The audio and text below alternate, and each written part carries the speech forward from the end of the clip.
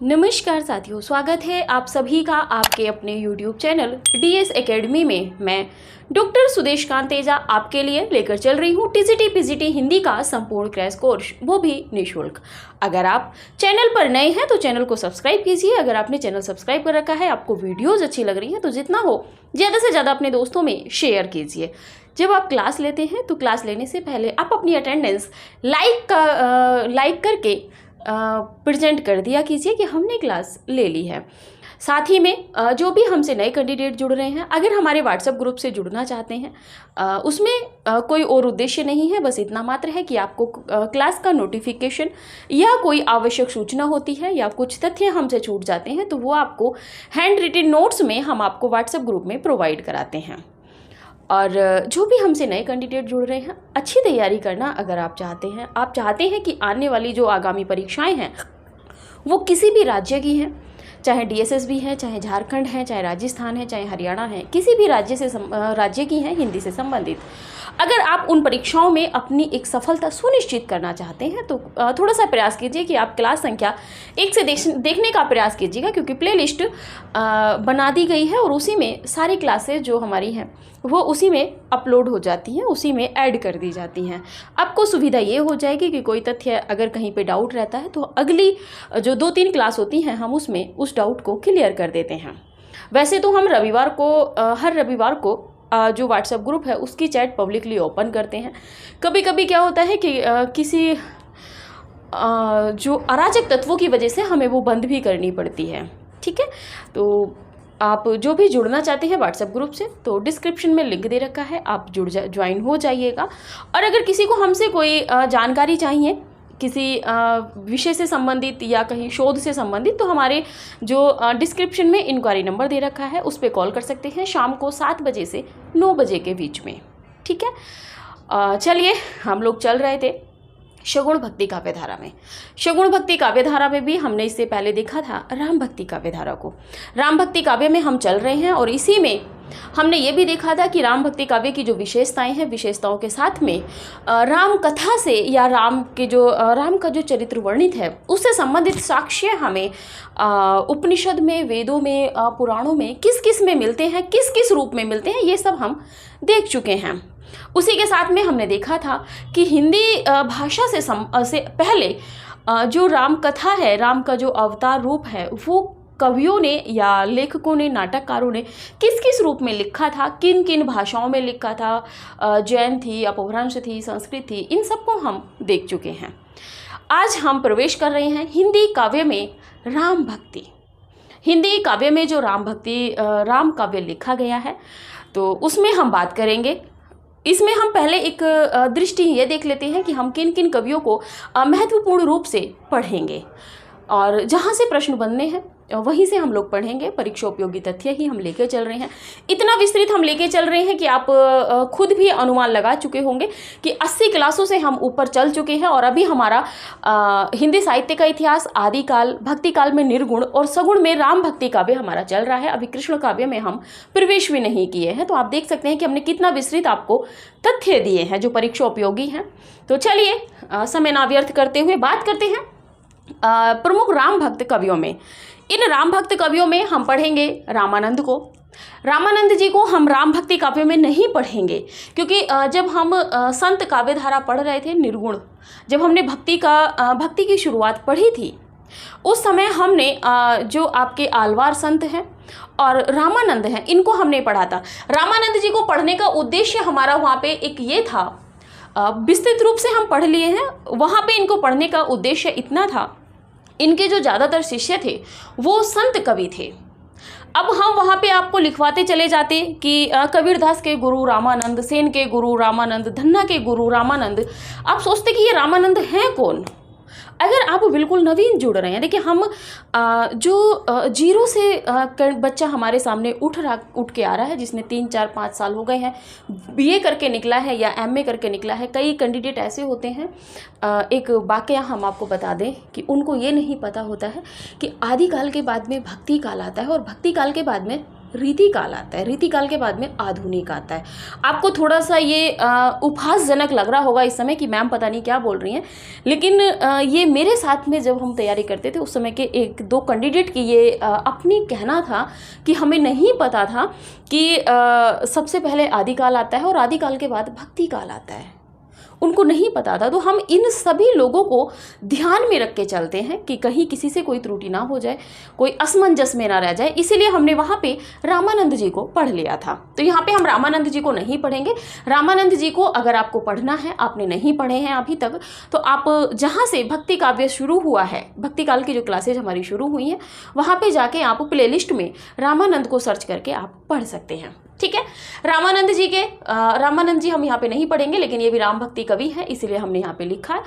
अग्रदास हैं, ईश्वरदास हैं। ईश्वरदास देखिए हमने इन पर चर्चा की थी, हमने इन पर चर्चा ये की थी कि जो आपके शुक्ल जी हैं, आचार्य रामचंद्र शुक्ल जी ने इन्हें भक्ति काल के किसी भी उसमें धारा में स्थान नहीं दिया है।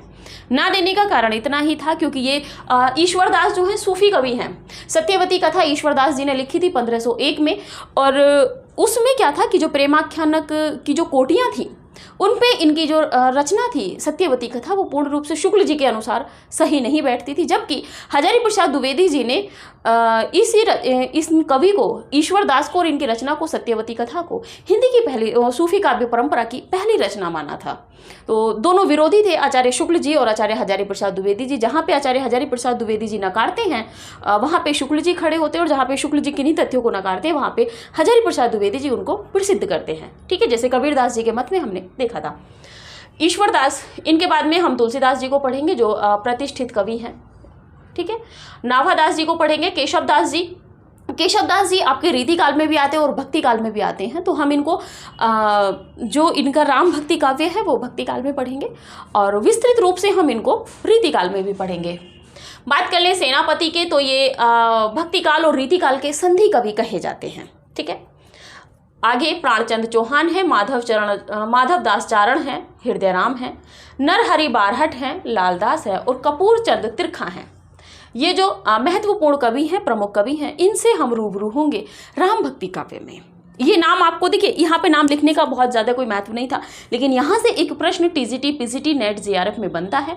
सीधा सीधा बनेगा कि राम भक्ति काव्य से संबंधित कवि नहीं हैं, तो ये महत्वपूर्ण कवि हैं, यहाँ से प्रश्न बन जाता है। अगर जब ये प्रश्न बनेगा कि राम भक्ति काव्य से संबंधित कवि नहीं हैं, तो इनमें से 3 रहेंगे, एक विकल्प अन्यत्र रहेगा, या कृष्ण भक्ति से संबंधित कवि नहीं है, हो सकता है राम भक्ति कवियों का इनमें से किसी एक का नाम उल्लेख वहाँ पे आपको मिले।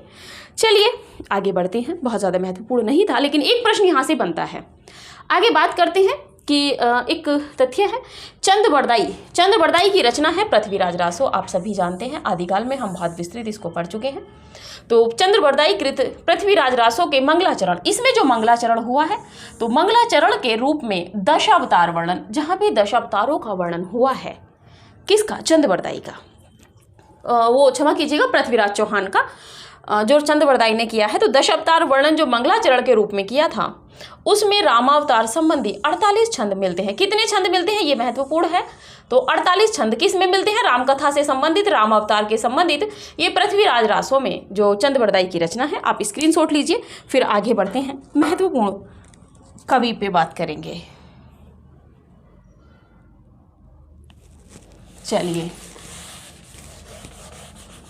इस इंडेक्स से एक प्रश्न आना अनिवार्य है। टीजीटी, पीजीटी या जब कभी आप देखेंगे क्रम वाले प्रश्नों में भी आपको देखने को मिलेंगे। चलिए बात करते हैं विष्णुदास की। विष्णुदास बहुत ज़्यादा समझाने का नहीं है, जहाँ पे समझाने का होगा हम वहाँ पे समझाएंगे। ये ग्वालियर नरेश, ये ग्वालियर नरेश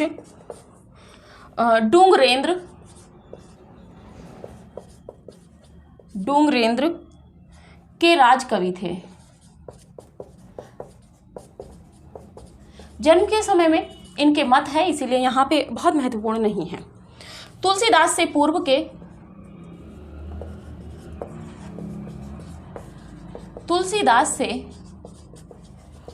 के कवियों में इनका नाम लिया जाता है। पूर्व के कवियों में इनका नाम लिया जाता है। किनका? तो विष्णुदास जी का। ठीक है, आगे बात कर ले। नागरी प्रचारणी सभा की, नागरी प्रचारणी सभा की अनेक खोज रिपोर्टों में, अनेक खोज रिपोर्टों में इनके यानी कि विष्णुदास के 5 ग्रंथों का नाम मिलता है।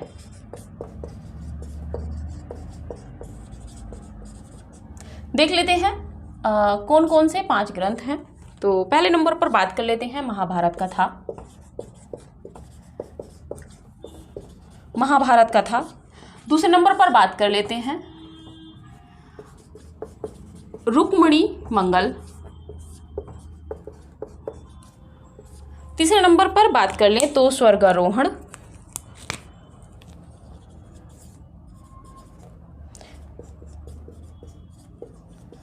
और फोर्थ नंबर पे अगर बात करें तो स्वर्गारोहण पर्व। स्वर्गारोहण पर्व। 5वें नंबर पर बात करें तो स्नेह लीला। स्नेह लीला। ठीक है, आगे बात कर लेते हैं। डॉक्टर बच्चन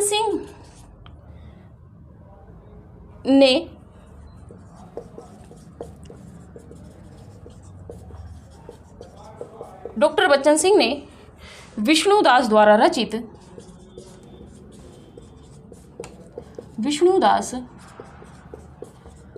रचित रामकथा से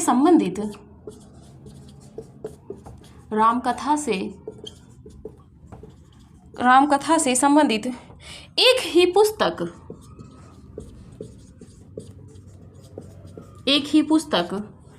पुस्तक का नाम है रामायण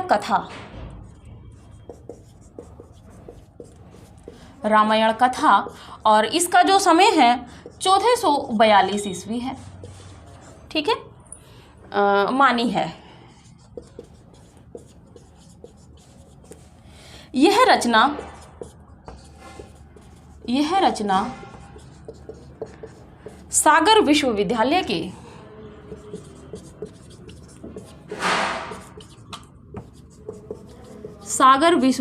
के तत्वाधान में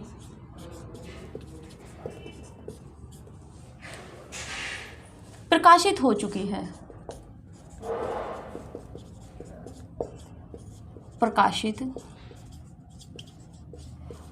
है। आगे बात करें। डॉक्टर बच्चन सिंह के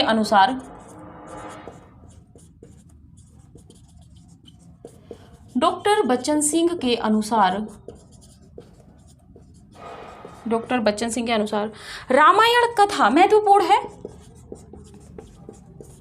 रामायण कथा रामकथा संबंधी हिंदी का पहला प्रबंध काव्य है।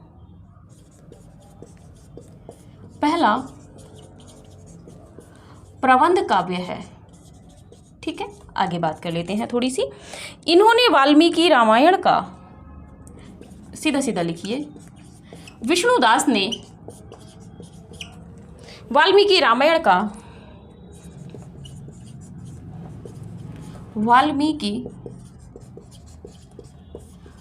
का हिंदी अनुवाद भी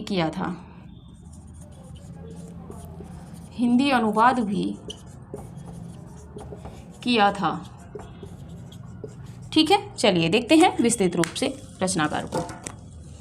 विष्णुदास रामकथा संबंधी जो है आपके तुलसीदास के परवर्ती कवियों में इनका नाम लिया जाता है। जन्म के विषय में थोड़ा मतभेद रहता है और इनका जन्म कभी आपसे पूछा भी नहीं जाएगा। ठीक है, क्योंकि देखिए जन्म और निधन माता पिता उन्हीं से प्रश्न बनता है जिनके माता पिता जन्म का संबंध जो तथ्य हैं आपके रामचंद्र शुक्ल रामस्वरूप चतुर्वेदी, डॉक्टर बच्चन सिंह और डॉक्टर नगेंद्र के इतिहासों में अगर ये तथ्य हैं तो आपसे प्रश्न बनेंगे। ठीक है, इसलिए आप निश्चिंत रहिए, जितना पढ़ा रहे हैं सफिशिएंट पढ़ा रहे हैं, चाहे वो नेट जेआरएफ की परीक्षा देने वाले हो, चाहे असिस्टेंट प्रोफेसर की, और टीजीटी पीजीटी के लिए तो रामबाण हमारी क्लासेस हैं ही। चलिए बात करते हैं पहले नंबर पर कि ये ग्वालियर नरेश डोंगरेंद्र के राजकवि थे। किसके? डोंगरेंद्र के राजकवि थे। कौन? विष्णुदास। आगे बात करें, तुलसीदास से पूर्व के कवियों में इनका नाम लिया जाता है, जैसे कि ईश्वरदास हैं और बाकी भी हम कवि देखेंगे। तो विष्णुदास जो है वो तुलसीदास के परवर्ती हैं, यानी कि तुलसीदास से पहले हैं। ठीक है, आगे बात कर लेते हैं।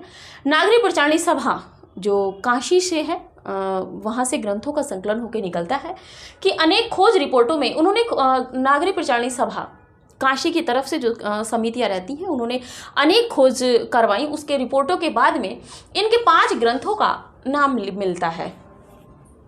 लेलता लिखा गया जल्दी जल्दी में, मिलता है। ठीक है, 5 ग्रंथों का नाम मिलता है। नागरी प्रचारणी सभा के अनुसार अगर पूछा जाएगा विष्णुदास के कितने ग्रंथ हैं तो 5 हैं। ठीक है, प्रामाणिक तथ्य है।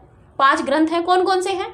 महाभारत कथा, रुक्मणी मंगल, स्वर्गारोहण और स्वर्गारोहण पर्व और स्नेह लीला। ये 5 ग्रंथ जो हैं नागरी प्रचारणी सभा काशी के अनुसार इनके माने गए हैं। किसके? विष्णुदास के। आगे बात कर लेते हैं डॉक्टर बच्चन सिंह की। डॉक्टर बच्चन सिंह ने, महत्वपूर्ण तथ्य है यहाँ पे डॉक्टर बच्चन सिंह का, डॉक्टर बच्चन सिंह ने विष्णुदास द्वारा रचित राम कथा से संबंधित एक ही पुस्तक मानी है। इन्होंने एक ही पुस्तक मानी है। कौन सी है? रामायण कथा। समय की बात करें तो 1442 ईस्वी है। ठीक है, रामायण कथा राम कथा से संबंधित है। किसकी है? विष्णुदास की है। किसने मानी है? डॉक्टर बच्चन सिंह ने। यह रचना सागर विश्वविद्यालय के तत्वावधान में प्रकाशित हो चुकी है और पहले ये अप्रकाशित रचना थी और अब ये किसने प्रकाशित करवाई? देखिए, नवीन तथ्यों में अगर एक्सपर्ट चाहेगा तो बच्चन सिंह की किताब से कुछ बचता नहीं है। 2021 का TGT PGT paper 60% doctor Bachchan Singh के इतिहास पर डिपेंड था, तो इसीलिए हम उनको छोड़कर नहीं चल सकते हैं। तो ये जो रचना है रामायण कथा, ये सागर विश्वविद्यालय के तत्वावधान में प्रकाशित हो चुकी है। देखिए, यहाँ से प्रश्न बनने की संभावना है कि रामायण कथा, विष्णुदास द्वारा रचित रामायण कथा कहाँ से प्रकाशित हुई है? नागरी प्रचारणी सभा काशी से, सरस्वती प्रकाशन से, या कोई और भी प्रकाशन होगा, या किसी और विश्वविद्यालय का नाम होगा, दिल्ली विश्वविद्यालय, काशी विश्वविद्यालय, BHU, या आपका सागर विश्वविद्यालय। तो आपका जो ये सागर विश्वविद्यालय है, यहाँ के तत्वावधान में ये प्रकाशित हुई है, यानी कि यहाँ के सहयोग से ये प्रकाशित हुई है।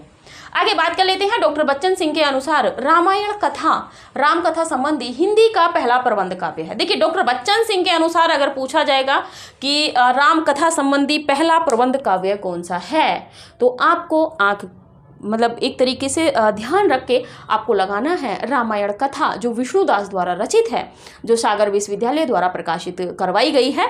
ये हिंदी का पहला प्रबंध काव्य है। किसके अनुसार? डॉक्टर बच्चन सिंह के अनुसार। ठीक है, बहुत मोस्ट है। देखिए, यहाँ से प्रश्न बनने की संभावनाएं ज़्यादा हैं। आगे बात कर लेते हैं कि विष्णुदास ने वाल्मीकि रामायण का हिंदी अनुवाद भी किया था। ये तो सभी जानते हैं कि तुलसीदास से पहले हैं और इन्होंने वाल्मीकि की जो रामायण थी उसका हिंदी अनुवाद किया था। आप स्क्रीनशॉट लीजिए, फिर आगे बढ़ते हैं। हमें नहीं लगता कि विष्णुदास से यहाँ से बढ़ के कोई तथ्य आपसे प्रश्न में बनेगा। चलिए, देखिए, हम तथ्य वही ला रहे हैं जो प्रामाणिक है और जो प्रश्न बनेंगे ही बनेंगे। आप जब किसी भी परीक्षा में बैठेंगे तो आपको तथ्य यहीं से मिलेंगे। अगर आप रिवीजन करते रहते हैं तो आपका उद्धार होना यहाँ पे निश्चित है। बात कर लेते हैं दूसरे नंबर पर ईश्वरदास। बेचारे भटक रहे थे, शुक्ल जी ने इनको भटकाया है और कहीं पर भी स्थान नहीं दिया है। पहले नंबर पर ही बात कर ले, शुक्ल ने इन्हें अवधि का पहला कवि माना है। ये तो अच्छा ही करती है। शुक्ल जी ने इन्हें अवधि का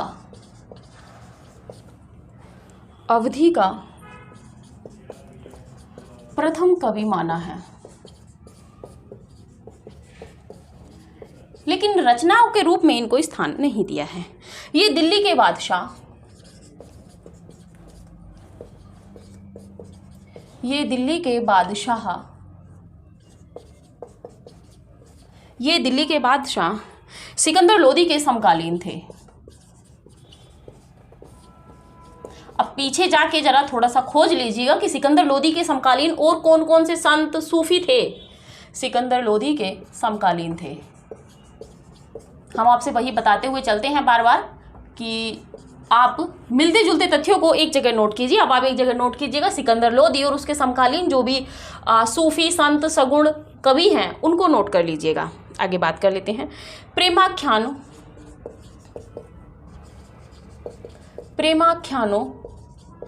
के प्रसंग में ईश्वरदास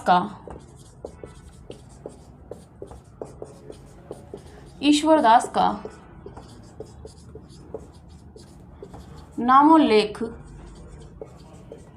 किया जाता है।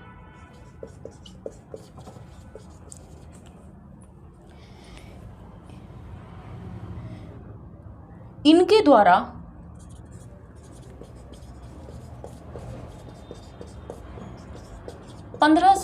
ईस्वी में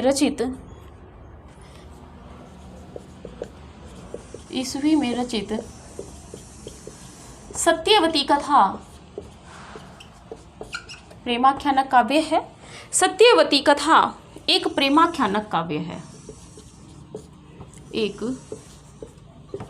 प्रेमाख्यानक काव्य है।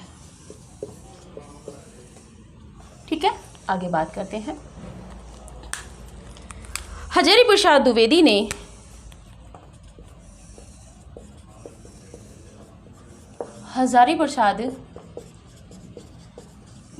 ने सत्यवती कथा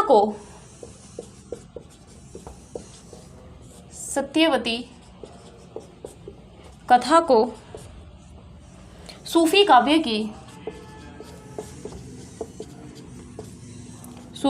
की प्रथम रचना माना है। आगे बात कर लेते हैं। इनकी प्रमुख रचनाएं देख लेते हैं। रचनाएं ईश्वरदास जी की जो रचनाएं हैं, स्वर्गारोहिणी कथा,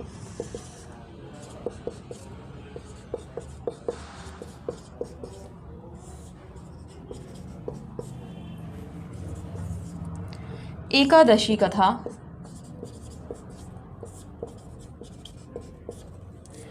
ये है इनकी अन्य रचनाओं में। अब देख लेते हैं राम कथा संबंधी रचनाएं।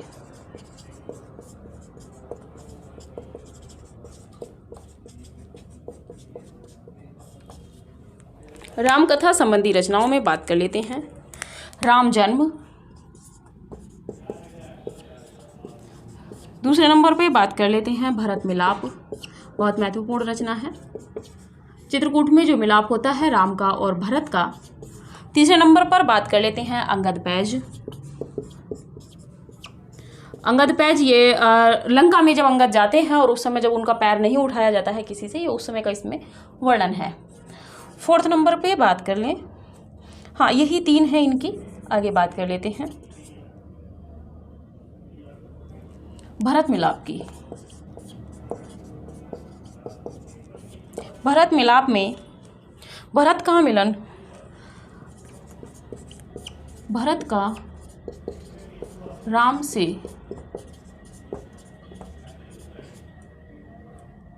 से मिलन का वर्णन है।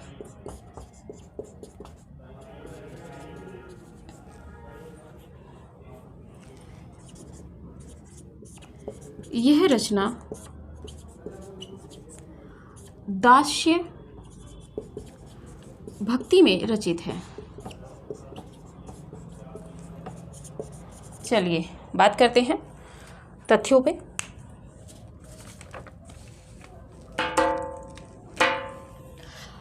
ईश्वरदास को जैसा हमने सूफी काव्य परंपरा जब हम पढ़ रहे थे, सूफी काव्य धारा पढ़ रहे थे, उस समय भी हमने देखा था कि शुक्ल जी ने इनको स्थान नहीं दिया है। बहुत ज़्यादा चर्चा नहीं करेंगे, आगे बढ़ेंगे। शुक्ल जी ने इन्हें अवधी भाषा का प्रथम कवि माना है। इन्होंने ईश्वरदास जी को स्थान नहीं दिया है शुक्ल जी ने प्रेमाख्यानक काव्य परंपरा में, लेकिन इनको अवधी का प्रथम कवि माना है। किसने? शुक्ल जी ने। आगे बात कर लेते हैं, ये दिल्ली के बादशाह सिकंदर लोदी के समकालीन थे। कौन? ईश्वरदास सिकंदर लोदी के समकालीन थे। हमने आपको बताया है जो संत कवि हैं या और भी अन्य सूफी कवि जो सिकंदर लोदी के समकालीन थे, आप उनको एक जगह नोट कर लीजिएगा, आपका अच्छा खासा संकलन एक तैयार हो जाएगा। बात कर लेते हैं, प्रेमाख्यानों के प्रसंग में ईश्वरदास का नामोल्लेख किया जाता है क्योंकि हजारी प्रसाद द्विवेदी ने इन्हें प्रेमाख्यानक काव्य परंपरा का प्रथम कवि माना है। आगे बात करते हैं, इनके द्वारा यानी कि ईश्वरदास के द्वारा रचित 1501 ईस्वी में सत्यवती कथा एक प्रेमाख्यानक काव्य है। आगे बात करें, हजारी प्रसाद द्विवेदी ने सत्यवती कथा को सूफी काव्य परंपरा की प्रथम रचना माना है। हम इसको पे बात कर चुके हैं। रचनाओं में अन्य में बात कर लेते हैं, स्वर्गारोहिणी कथा और एकादशी कथा, ये दोनों इनकी रामकथा से संबंधित नहीं है। आगे बात कर लेते हैं, रामकथा संबंधी रचनाएं, राम जन्म, राम के जन्म से संबंधित रचना है। दूसरी है भरत मिलाप, भरत और राम का जब मिलन होता है, और ये दास्य भक्ति भावना में रचना लिखी गई है।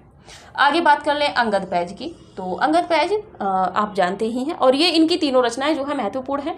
ये जो है दूसरी और तीसरी, भरत मिलाप और अंगद पैज, ये दोनों महत्वपूर्ण है, अनेक बार प्रश्न बन चुके हैं। आप स्क्रीनशॉट लीजिए, फिर आगे बढ़ते हैं।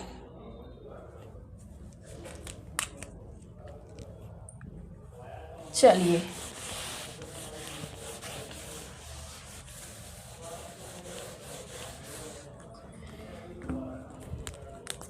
आगे बात कर लेते हैं जैन कवियों द्वारा कृष्णदास पेहारी।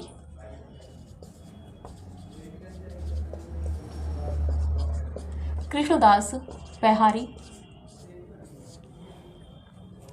इनके गुरु अनंत दास थे। इनके गुरु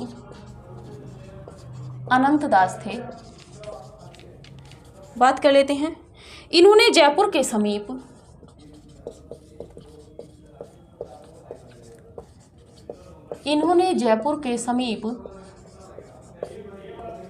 गलता नामक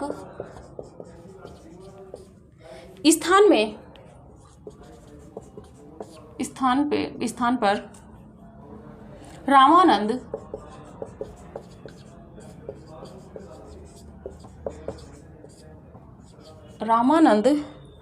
संप्रदाय की गद्दी स्थापित की थी। रामानंद संप्रदाय की गद्दी स्थापित की थी। आगे बात कर लेते हैं, इसे अब ये जो गद्दी है, इसे अब उत्तर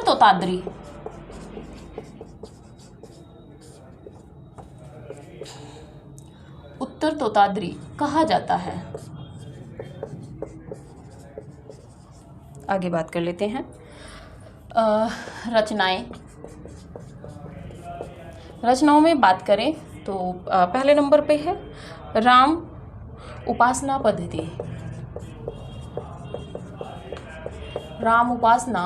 पद्धति, और दूसरे नंबर पे अगर बात करें तो राम ध्यान योग। ठीक है, आगे देख लेते हैं कुछ जैन कवियों द्वारा भी रचनाएं लिखी गई हैं।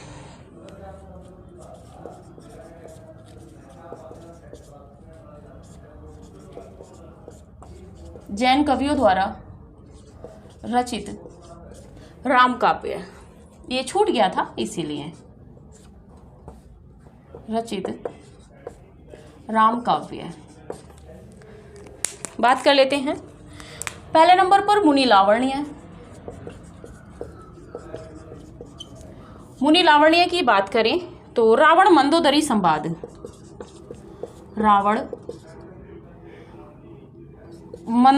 संवाद। दूसरे नंबर पे बात करें तो ब्रह्मजिनदास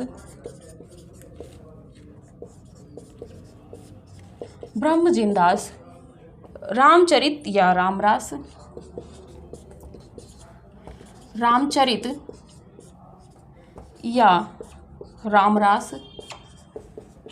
दूसरे नंबर पे बात करें तो हनुमत रास।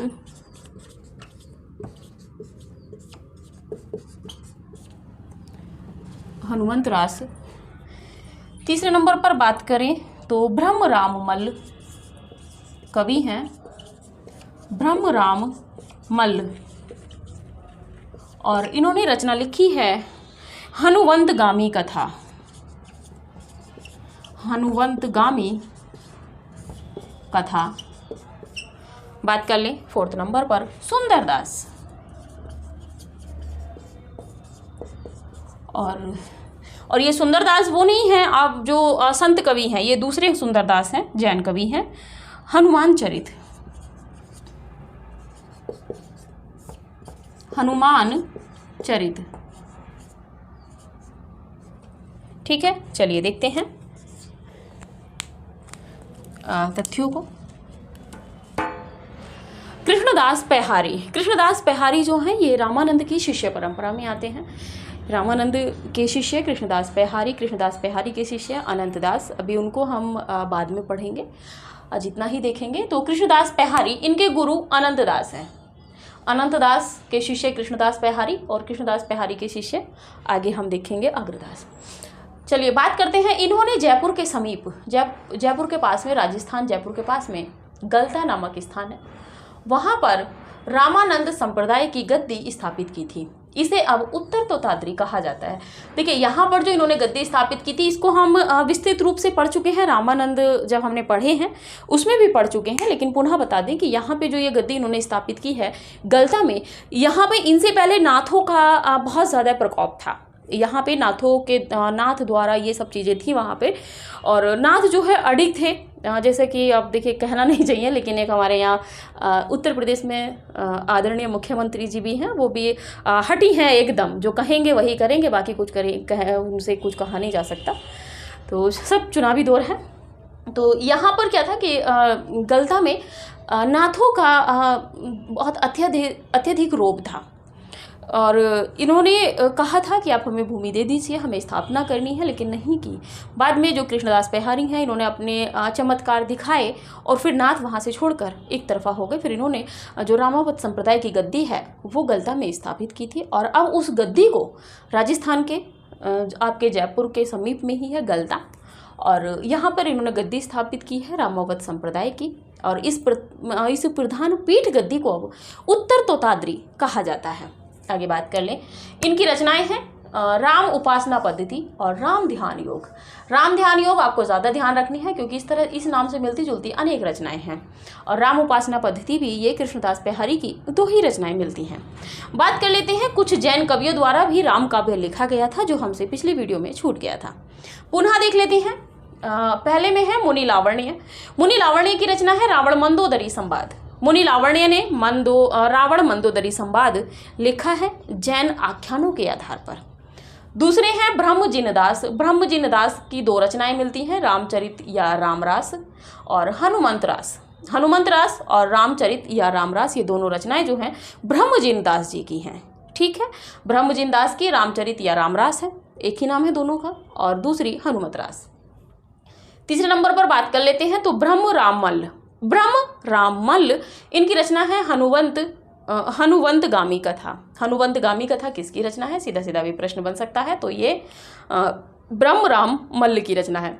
देखिए ये गौड़ कवि हैं, लेकिन यहाँ से भी प्रश्न बनने की संभावना हो सकती है। आगे बात कर लेते हैं सुंदरदास के। ये महत्वपूर्ण है क्योंकि ये संत सुंदरदास नहीं है, ये जैन कवि सुंदरदास हैं। इनकी रचना है हनुमान चरित।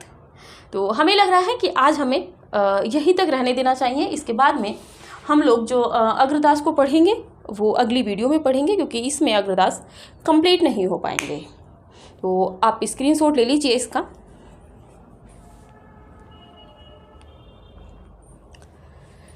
चलिए आज की क्लास हम यहीं तक रखते हैं, और जो भी कैंडिडेट हमसे जुड़ रहे हैं प्रयास यही कीजिएगा कि अपने परिवार की संख्या को थोड़ा सा बढ़ाइए। आप जो भी आपके पास पब्लिकली प्लेटफॉर्म है, आप क्लास शुरू से देखने का प्रयास कीजिए, ताकि आपके पास एक तथ्यों का अच्छा संकलन हो जाए।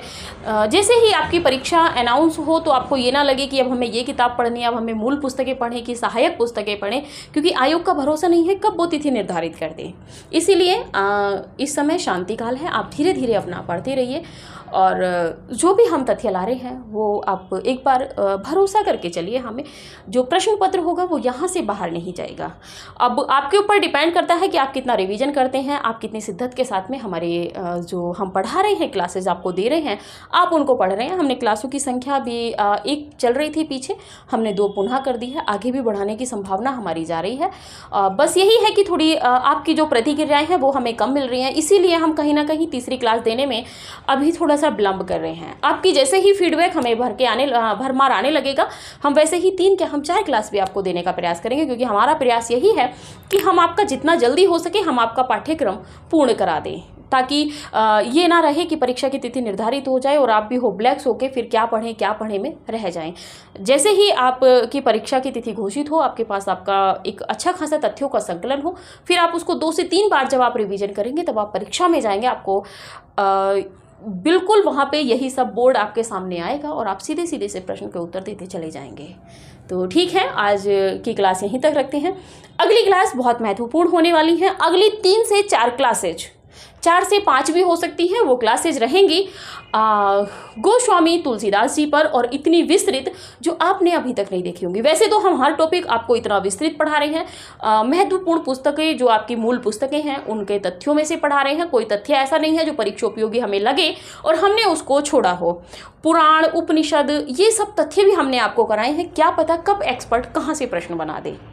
आप पूरा पुस्तक तो आप नहीं पढ़ेंगे, पूरी पुस्तक डॉक्टर नगेंद्र के इतिहास को तो अब आप नहीं पढ़ेंगे ना, तो इससे अच्छा है कि हम आपके पास सारे तथ्यों को लेकर आ रहे हैं। तो आगे जब हम पढ़ेंगे महाकवि गोस्वामी जी तुलसीदास को, इतना विस्तृत पढ़ेंगे, इतना विवेचन के साथ में पढ़ेंगे कि अभी तक आपने किसी भी यूट्यूब चैनल पर या किसी भी शिक्षक से हमें नहीं लगता कि आपने पढ़ा होगा। इतना विस्तृत पढ़ेंगे कि अगर तुलसीदास जी से 2 या 4 प्रश्न या 1 प्रश्न भी बने तो वो आपका ना छूटे। हमारा उद्देश्य यही रहता है कि जिस टॉपिक को हम पढ़ रहे हैं वहाँ से यदि 1 प्रश्न भी बने तो आपका वो प्रश्न गलत ना हो, चाहे वो आदिकाल से हो, हिंदी साहित्य के इतिहास से हो, भक्ति काल से हो, या आगे जो हम हिंदी साहित्य का इतिहास अभी पढ़ेंगे उसमें से कोई भी टॉपिक से कोई भी प्रश्न आपका बचे। तो चलिए ठीक है, आज की क्लास यहीं तक, मिलते हैं अगली क्लास में। बहुत महत्वपूर्ण क्लास है, साथ में अपने साथियों को भी जोड़िएगा। तुलसीदास जी को आपने आज तक इतना विस्तृत और इतना सरल रूप में नहीं पढ़ा होगा। तो ठीक है, मिलते हैं अगली क्लास में, तब तक के लिए नमस्कार।